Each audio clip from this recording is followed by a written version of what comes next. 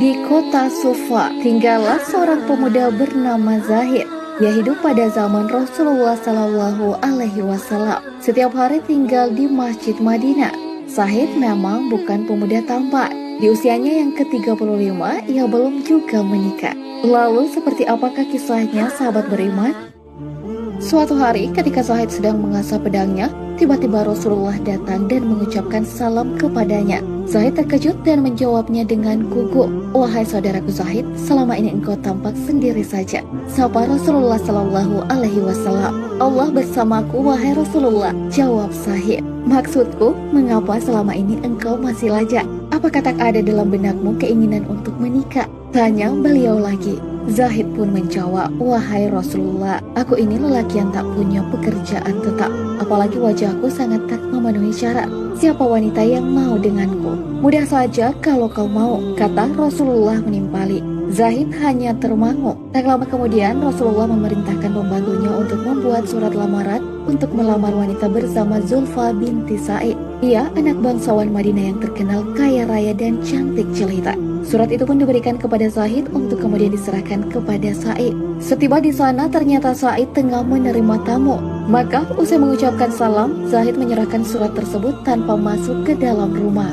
"Sa'id saudaraku, aku membawa surat untukmu dari Rasulullah yang mulia," kata Zahid. Sa'id menjawab, "Ini adalah kehormatan buatku." Surat itu dibuka dan dibacanya. Alangkah terkejutnya Sa'id usai membaca surat tersebut. Tak heran karena dalam tradisi bangsa Arab selama ini, perkawinan yang biasanya terjadi adalah seorang bangsawan harus kawin dengan keturunan bangsawan pula. Orang yang kaya harus kawin dengan si kaya juga. Itulah yang dinamakan sekufu atau sederajat. Akhirnya Sa'id bertanya kepada Zahid, "Saudaraku, betulkah surat ini dari Rasulullah?" Zahid menjawab, "Apakah engkau pernah melihatku berbohong?" Dalam suasana demikian, Zulfa datang dan bertanya, "Ayah, mengapa engkau tampak tegang menghadapi tamu ini? Apa tak lebih baik bila ia disuruh masuk? Anakku, ia adalah seorang pemuda yang sedang melamarmu. Dia akan menjadikan engkau istrinya," kata Sa'id kepada anaknya. Di saat itulah Zulfa melihat ayahnya, ia pun menangis sejadi-jadinya. "Ayah, banyak pemuda yang lebih tampan dan kaya raya. Semuanya menginginkan aku." "Aku tak mau, ayah," jawab Zulfa merasa terhina. Sa'id pun berkata kepada Zahid, "Saudaraku, engkau tahu sendiri anakku merasa keberatan. Bukannya aku hendak menghalanginya. Maka sampaikanlah kepada Rasulullah Shallallahu Alaihi Wasallam bila lamaranmu ditolak." Mendengar nama Rasulullah Shallallahu Alaihi Wasallam disebut sang ayah, Zulfa berhenti menangis dan bertanya, "Mengapa ayah membawa-bawa nama Rasulullah Shallallahu Alaihi Wasallam?" Sa'id menjawab, "Lelaki yang datang melamarmu ini datang karena perintah Rasulullah."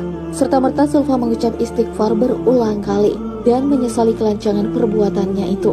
Lirih, wanita muda itu berkata kepada sang ayah, "Mengapa ayah tidak mengatakannya sejak tadi bila yang melamarkan lelaki itu adalah Rasulullah Shallallahu Alaihi Wasallam? Kalau begitu keadaannya, nikahkan saja aku dengannya. Karena aku teringat firman Allah, sesungguhnya jawaban orang-orang mukmin bila mereka dipanggil Allah dan Rasulnya agar Rasul menghukum mengadili di antara mereka adalah ucapan, 'Kami mendengar dan kami patuh,' dan mereka itulah orang-orang yang beruntung." Quran Surah An-Nur ayat 51. Hati Zahid bagi melambung entah kemana. Ada seburat sukacita yang tergambar dalam rona wajahnya. Bahagia itu pasti ia rasakan saat itu.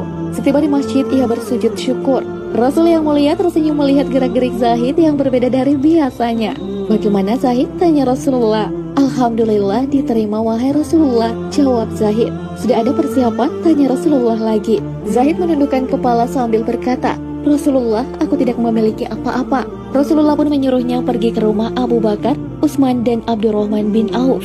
Setelah mendapatkan sejumlah uang yang cukup, Zahid pergi ke pasar untuk belanja persiapan pernikahan. Bersamaan dengan itu, Rasulullah menyuruh umat Islam untuk berperang menghadapi kaum kafir yang akan menghancurkan Islam. Ketika Zahid sampai di masjid, ia melihat kaum muslimin telah bersiap dengan persenjataannya. Zahid bertanya, "Ada apa ini?"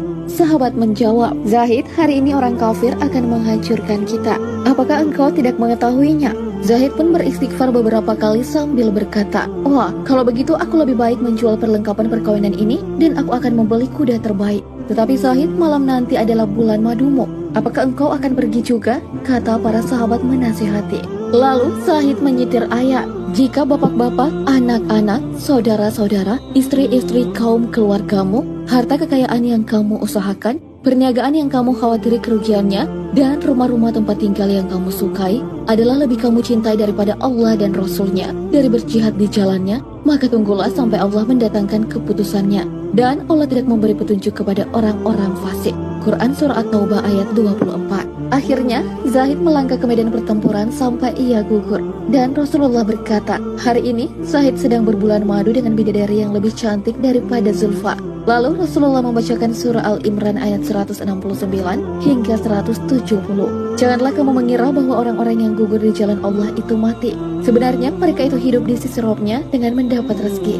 Mereka bergembira dengan karunia yang diberikan Allah kepada mereka, dan bergirang hati terhadap orang-orang yang masih tinggal di belakang yang belum menyusul mereka, dan mereka tidak bersedih hati. Para sahabat pun meneteskan air mata. Bagaimana dengan Zulfa? Mendengar kabar kematian Zahid, ia telah berucap, "Ya Allah, alangkah bahagianya calon suamiku itu. Andai aku tak dapat mendampinginya di dunia, izinkanlah aku mendampinginya di akhirat kelak." Wallahu a'lam bishawab.